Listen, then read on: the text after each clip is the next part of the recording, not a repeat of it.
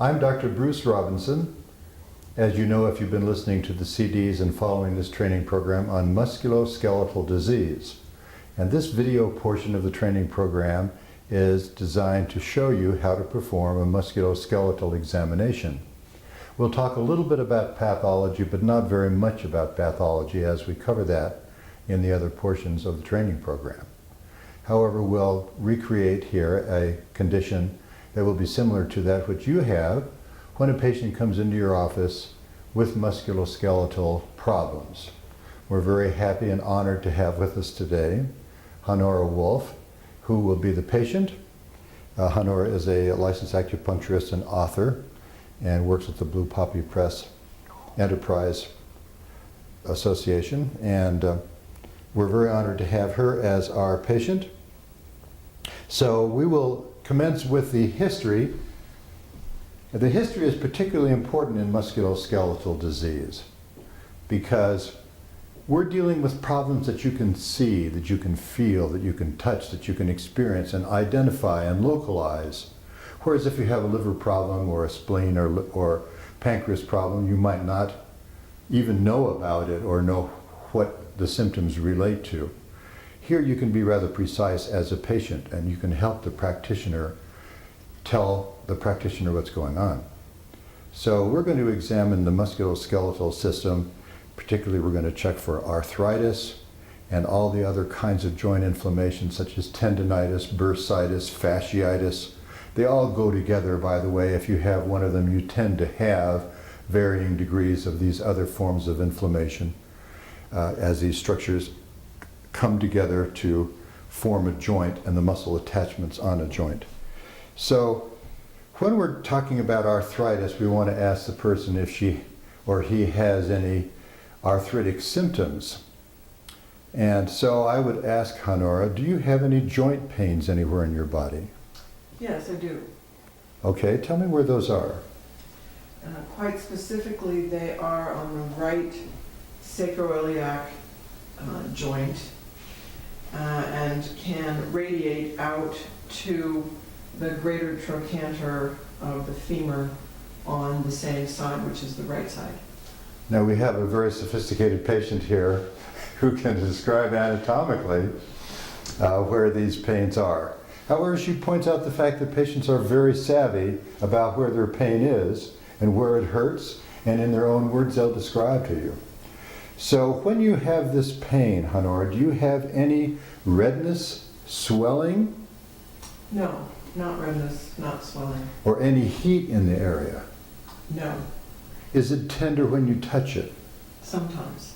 But it's painful inside? Inside, yes. So the four signs of inflammation, active inflammation, as you all know, are redness, heat, swelling, and pain.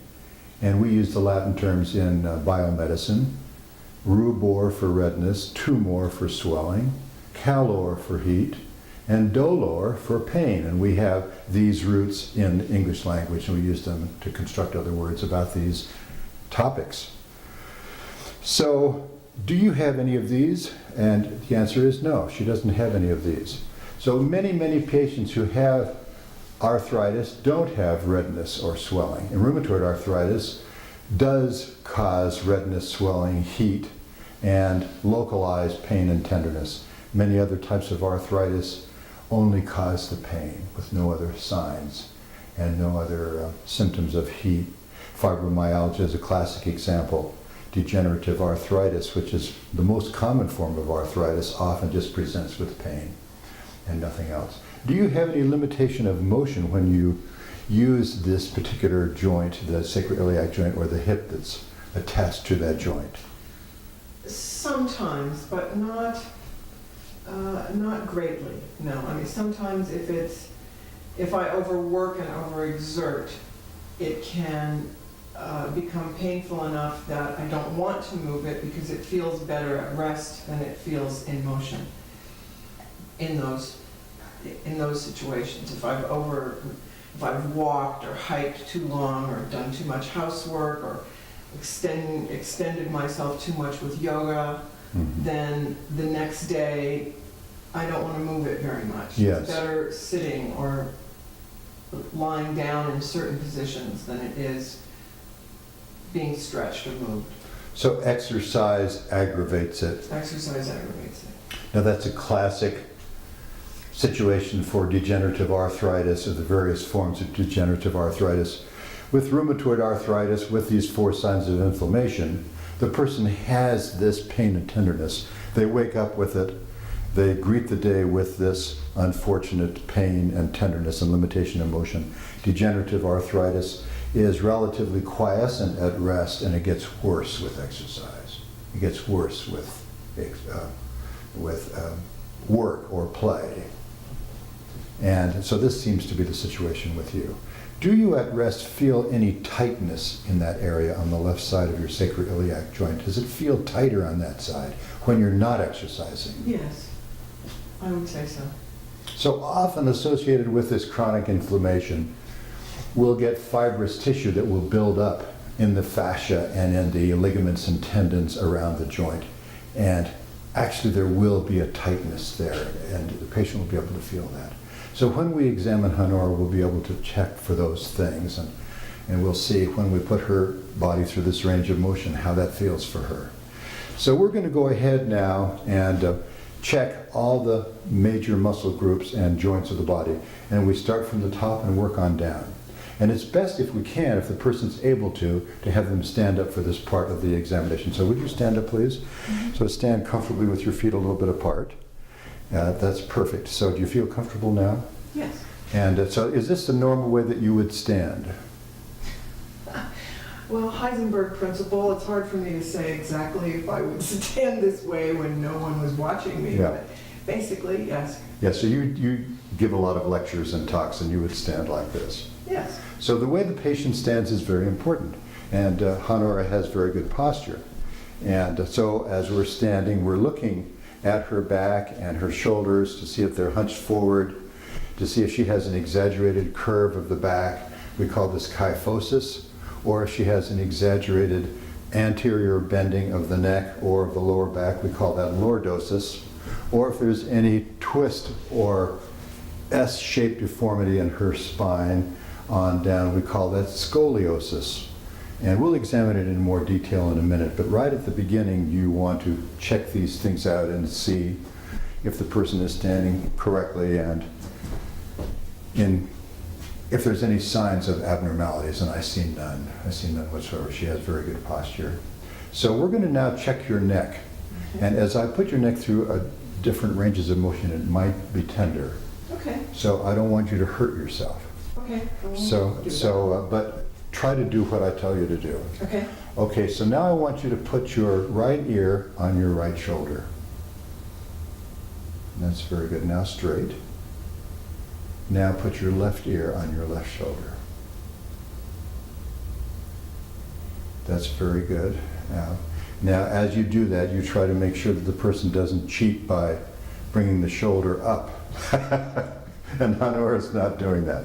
She's holding it. So you might have to tell the person to hold their shoulders still. And she's doing it the right way. Now would you turn, put your arms at your sides, and put your chin on your right shoulder. Now back forward again, straight. Now put your chin on your left shoulder. Now back straight. Now did that hurt at all? No. No, a little morning stiffness, but Yes. no pain. Right. Now, after the age of 35 or 40, we all have this little early morning stiffness, and so that's perfectly normal. Now I'm also listening for grating sounds. Sometimes they're quite dramatic in people who have osteophytes or advanced degenerative cervical disease. In the cervical vertebra, you can hear these grating sounds. Or there may be limitation of motion. She seems to have none so far. Now we have two other motions. I'd like you to put your chin on your chest. That's good. Now back up straight again. Now put your chin high in the air as you can. Now back straight. Okay, that's perfect. You passed that examination perfectly. So now we're going to have her shrug her shoulders. And now back down again. Now I'm going to check the landmarks of the shoulder. We're going to examine the shoulder joint. And I'm going to feel anteriorly for the coracoid process of the scapula. And I can feel that that's intact. I'm going to feel for the promontory of the scapula, and I can feel that. And then I'm going to feel for the top of the humerus, and I can feel that where it attaches underneath the process of the scapula. Now, let me just take your arm, and I'm going to actually work you through these different ranges of motion. Okay. So I'm going to have you move your arm up like this, and you can't really go much higher than that or you start recruiting other parts of the body. 180 degrees or flat is about as far as you can go. Now we're going to go back this way. Now we're going to go forward this way. Now put your arm out straight and your other arm out straight. Okay, now raise them over your head. Now down to your feet, or down to your sides. You don't have to bend your back, down to your sides. That's right, exactly like that. Now come forward about 3 or 4 steps, Honora, if you will, and make yourself comfortable. Stand again. Now put your arms backwards. Okay, that's fine. Now forwards, holding your arms straight. Okay, that's fine. See, she has full range of motion of the shoulder. I'm also just going to passively check it a little bit here. Does that hurt at all in the shoulder area? You're also checking the other joints in her arm at the same time. Does that hurt at all? No. No, okay. So now while she's standing here, we can also check the elbow joint, which is pretty simple. It's just a swivel as well as a hinge joint. And I can see that she has full range of motion. Now, hold your arm out straight and turn your wrist the other way. Okay, now back again. Now put your arm back at the side and do the same thing with this arm. Turn your wrist the other way and then back again. So she has full pronation and supination of the elbow joint. Now why don't you sit down again? She's been standing for a long time, and let's examine the wrist.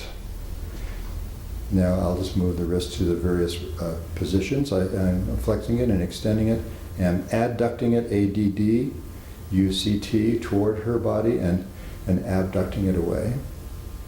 And she's got full range of motion of the wrist. And then it has a certain amount of lateral twist to it, which is normal. Now I'm also going to examine the fingers. Extend your hand. Now flex your fingers.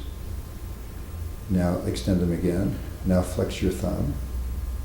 Now I'm going to examine the various nerves. We'll talk more about this in the neurology module, but there are the 3 major nerves that supply sensation and motor control to the hand, motor meaning that they control the muscles, the radial nerve, the median nerve, and the ulnar nerve. And so the best way to check for the radial nerve is to extend the fingers. Extend them now.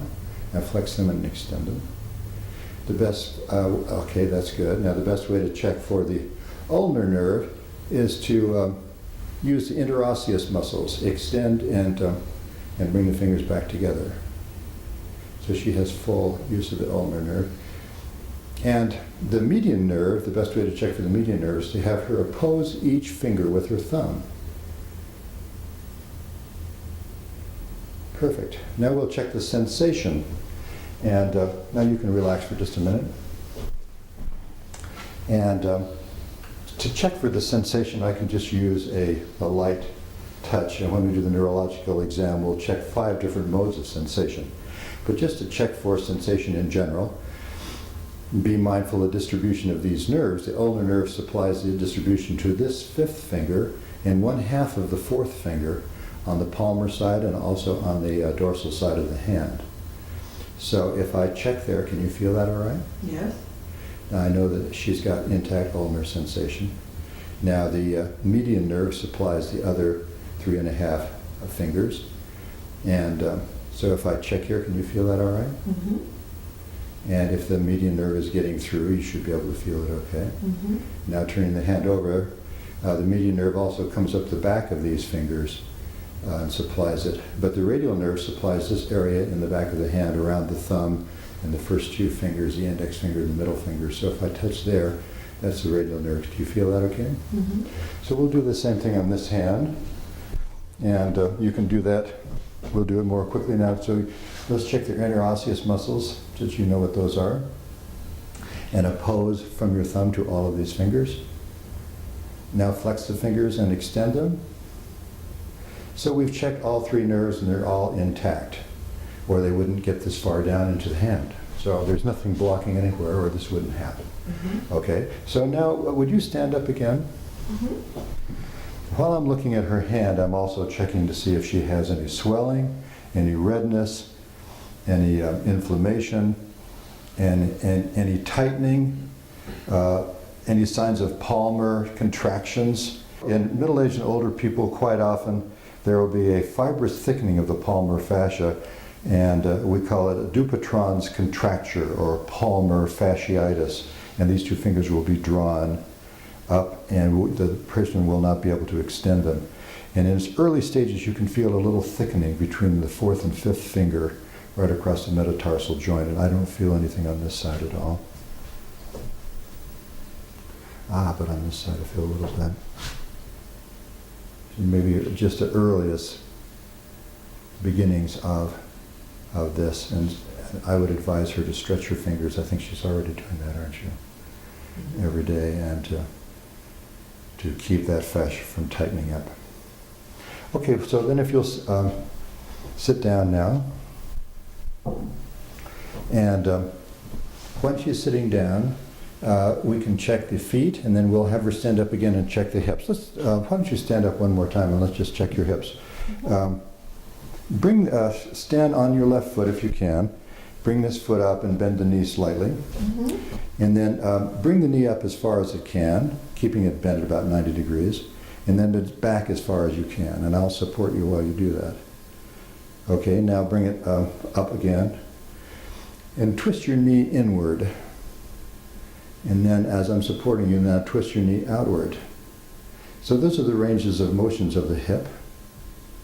And they can also be checked while she's lying down. Now relax. Now stand on your other foot, move a little bit further away from this chair. And you have to support the patient while they're doing this. Now bring your knee forward, now back. Now forward again and twist the knee inward and outward. Now bring your leg all the way out straight and turn it laterally as far as you can. And pull your leg to the side as far as you can. This way? Yes. Now back down again. And do the same with your other leg. Turn it laterally as far as you can and then pull it out to the side. It's harder. Yes, it's harder on this side, yes. So you've got to support the patient while they're doing that. And you tell them that you're going to support them. That's fine, now stand straight. And you feel that a little bit in this area here. And pull on Okay. the iliac crest. Now let's examine her back a little bit more. If you would turn the other way. Thank you, Honora. And so once again, you're checking the lordotic curve of the neck, the normal mild kyphosis of the dorsum of the back, mild lordosis, and then kyphosis. So that double S curve of the normal back. You're checking the alignment of her spinous processes, and you can feel them very easily on Honora. They're harder to feel in some people, but if you work with it, you can feel them. And then you have, as these powerful lumbar muscles build up in the lower back, whereas you feel these as a protuberance in the upper back. They're furrowed in the lower back, and you can feel down to the sacrum. Now, your tenderness is where? Point to it one more time. Is the center of it. The center of it is in here, and then it radiates out. And there's tightness of these, like the quadratus lumborum and the muscles that attach along the rim of the pelvic bone here. Right. And then if with overexertion, it's the muscles that attach along the edge of this joint, sacroiliac joint, that go out here. Yes. So piriformis and whatever else is right. under there. Yes, yes. So I can have discomfort out here as well. Yes, so she has discomfort over the greater trochanter when she exercises, and yet she has full range of motion without any pain or tenderness of the hip socket. So I feel that she doesn't have any hip socket disease. It's very important to know that, because many patients will identify themselves with these kinds of symptoms as having hip pain. And she doesn't have hip pain.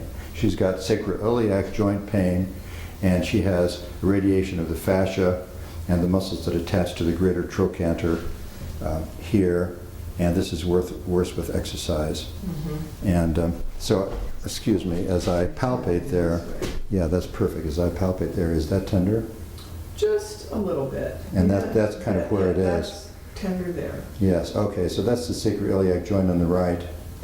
And then she has fascial attachments and muscle attachments that radiate out to the greater trochanter. And those are all involved. She's got some inflammatory process that's not causing these classical signs except for pain. So it's degenerative arthritis or osteoarthritis of the sacroiliac joint, and the tendons, the fascia, and the ligaments that hold all of this together, and that's accentuated and made worse. It doesn't hurt over the iliac crest, but it hurts down here over the greater trochanter when you exercise. Is that right? Sometimes I get discomfort up here as well. Yep. It depends on how much I decide I'm going to exercise anyway. Yes, sure. And if I decide that I don't care, that I'm going to go hike up a 14er Yep. and then deal with it later, everything hurts. So Afterwards. Honora hikes to the top of these 14,000-foot mountains in Colorado, and I think most Colorado people do that, it seems like. So most of them who are very fit, many anyway. So she has tenderness on this side, and one thing to bear in mind is that when she exercises, all of the muscles of the buttocks, the hips, and the thighs are all recruited to help and support this area that's inflamed. And they're working harder than they otherwise would. And so they get tired as well. So this builds upon itself when she does more exercise, and pretty soon everything in this whole side starts hurting. Now, how about on the left side, Honora? Occasionally there will be some discomfort over there. No tenderness now. No, none. Okay. And none down here along the fascia No. or the greater trochanter. No, it feels fine. So it seems to be centered on the right side. Now, do you have any idea? Did you injure this at some time? You know, I was a gymnast in high school, and after my son was born in 1981, I never felt like my pelvis went back together correctly. Yes, yes, After he was born, yes. nothing was really quite the same. So maybe the stage was set when you were a gymnast. Maybe you pulled these ligaments one time. It could have been a trivial many thing, times. or multiple trivial times. And then when she became pregnant, she had all of this relaxin hormone that was relaxing the pelvis to accommodate this baby, and that stretched all those pelvic ligaments, and they never quite settled back down again afterward. They never did. There you go. That's what happened to this young woman. All right, Honora, we're going to check your back now. I'm going to put you through various ranges of motion to see what your lower back mobility is. Okay. So don't push yourself beyond that which you're comfortable doing. Okay. Now the first thing is stand with your feet about a foot apart so that you're comfortable Yes. and balanced. Then I'm going to have you extend your hands and bend down and touch your toes, or as far as you can comfortably go. Wow, look at that, folks. Now back up straight. Now, while I support you, I'm going to have you bend backwards as far as you can comfortably go without feeling that you might fall. Now straight back up again, straight up again. That's great. You have to support the person for this part, or perhaps for the whole exam, depending on if the person seems to be frail. Now while you're standing with your feet planted, I want you to twist to the one way and then twist to the other way. That's very good. Now straight again. Now I'm going to come around you this side and support you. Now I want you to bend laterally as if you were touching. Now that hurts. That pulls across here, doesn't it? Now, okay, now straight.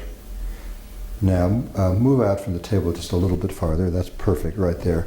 Now bend laterally to the right. Does that hurt at all? You know, sometimes the whole lower back can be Sure. tightened up, so it doesn't feel loose, but it's not really pain. Okay, now do you mind? Let's bend back the area, the way that hurts you again. One more time, okay? bending down that way. Now, where does it hurt? It hurts all the way along. This fascia here. Yeah, if you want to get that into the picture, I can change direction. Yes. Okay, Okay, so so when let's- I bend this way, You can feel it all I along feel it here. all the way around. So she feels it along the sacroiliac joint, laterally, and then across the fascial attachments to the iliac crest, and down here also to the greater trochanter. Not as much. No, not today, because she hasn't been working out today and strained those muscles. Okay, straight, that's fine. Thank you very much. Now sit down if you will, and we'll check your knees. And you can do this passively. She has full range of motion of the knee. You should be able to extend it to 180 degrees. Does that hurt at all? No. Okay. And let's try this one. Does that hurt at all? Mm-mm. And you feel for grating. You have put your other hand on the patella kind of to support the patient, and also to feel if there's any grating underneath the patella, which is very common in people over the age of 25. More common in middle-aged people and older people, and I don't feel any. Her knees seem to be in pretty good shape as far as that is concerned. And then we'll check the range of motion of her feet also in a minute, but I want to just kneel down now. Well, I could sit up here if that were easier. No, I think we'll, yes, okay, why don't we do that? Why don't you in fact lie down now? We can do the rest of the exam lying down. And you want to individualize your exams with every patient. They can be informal, it doesn't have to be follow an exact classic format, but your thinking, Move this chair. your thinking is organized, of course. So I'm going to examine her knees while she's lying down. I could also examine her hips this way. I'll show you how I could do that. And check the range of motion very well, and I will do that while she's lying. That doesn't hurt. Now, she's got excellent range of motion of her hip and also her knee. Now I'm just going to check the anterior and posterior cruciate ligaments to see if they're intact, and this is called the drawer sign. Can I roll this up a little bit? Mm-hmm. Like that. And you want to be able to see these areas of the knee particularly. If you can expose that and tell the person that you need to do that, that's fine. And so I'm going to move the joint backwards and forwards, and if the cruciate ligaments are not attached, there's a laxity. If you feel a laxity and the person complains of an instability of the knee joint, they could have a torn anterior or posterior cruciate ligament, and they would need to be referred to an orthopedist. Now I'm going to do the McMurray sign, where I twist the foot, and I'm actually pressing the lower part of the knee joint against the menisci, the medial and the anterior meniscus, and that doesn't seem to hurt. Mm-hmm. And I don't feel any grating. Are you okay? Mm-hmm. So we'll pull this one back down, and we'll check this knee, and we'll do the same thing on this side. And so I'll check the range of motion of the knee. If there is tenderness in the joint, you can feel the joint very easily on the medial aspect right here. Does that hurt at all? If the synovium is inflamed, it will be tender. Then the drawer sign, holding the lower part of the knee, moving the knee joint back and forth, is absolutely solid. And I'm checking for meniscus injuries. And the knee is stable laterally. So the ligaments on both sides, the anterior and posterior cruciate ligaments and the menisci are all intact, all 6 of those structures in both knees. Then I'm going to change the range of motion of her ankle. And flex your toes. Extend and flex your toes back and forth, up and down. She has full range of motion of her toes. Is there any tenderness in this foot at all? There's some numbness where I had a Morton's neuroma removed. I don't know if you can see this or not, but she has a scar between the second and third toes. And there's some And she's already told me. sensation there, but Yes, she's already told me that she had a Morton's neuroma. not really pain. It just is that weird, where you've lost the sensation in between there. So it's very important, since she grew a Morton's neuroma. More commonly they're between the third and fourth, or the fourth and fifth toes. These are between the second and third. That's also common. So it's important for you to wear comfortable but good quality shoes that support your feet well, and not to stand around in high heels at cocktail parties any more than you have to. So we'll check this foot as well, and this ankle joint is full range of motion of the ankle joint. And we're going to check the deep tendon reflexes in the next module, and also the Babinski reflex, so we won't do that right now.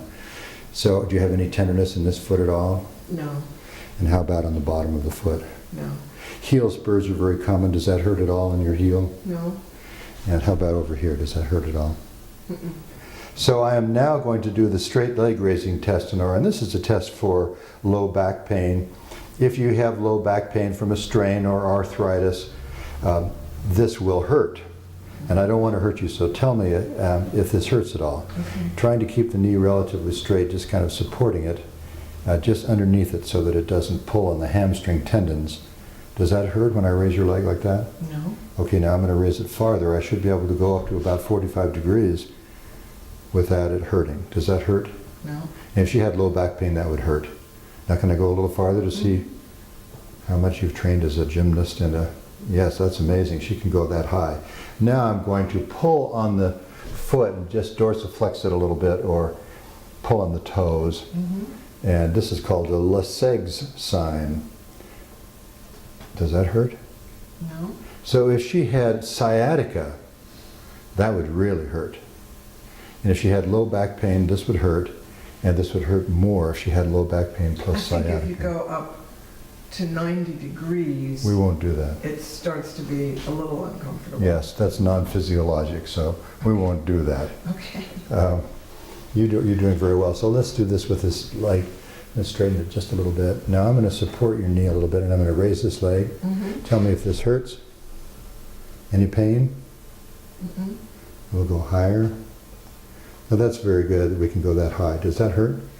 When you get up, you could go a little bit higher. It When you pulls get on this up other much- side. It pulls on the other side. Yes, right. I feel it. I don't feel it here. I feel it over here. Yeah, that's your I mean, I problem can area. do this, Yes. but I definitely can feel that over here. Okay. Yeah. Well, she's very fit. Now I'm going to do the Lessegs sign. Lessegs sign with this foot. I'm just going to pull on the toes a little bit. Are you ready? Mhm. Does that hurt? No. Okay, that's great. All right, so that we've examined all the joints and the basic muscle groups of the body. We're actually testing for muscle strength in the next module, but we've seen that she has full range of motion of all her joints without tenderness or pain. She doesn't have any knee instability, and we'll check for other things like carpal tunnel syndrome and thoracic outlet syndrome in the next module when we talk about neurology. And we've identified that the only problem that she seems to have is this sacroiliac joint. Arthritis, tendinitis, fasciitis, all of those seem to go together. And she's coping with that and dealing with it, and she seems to be doing well. Thank you very much. Best as I can. Yeah. Thank you.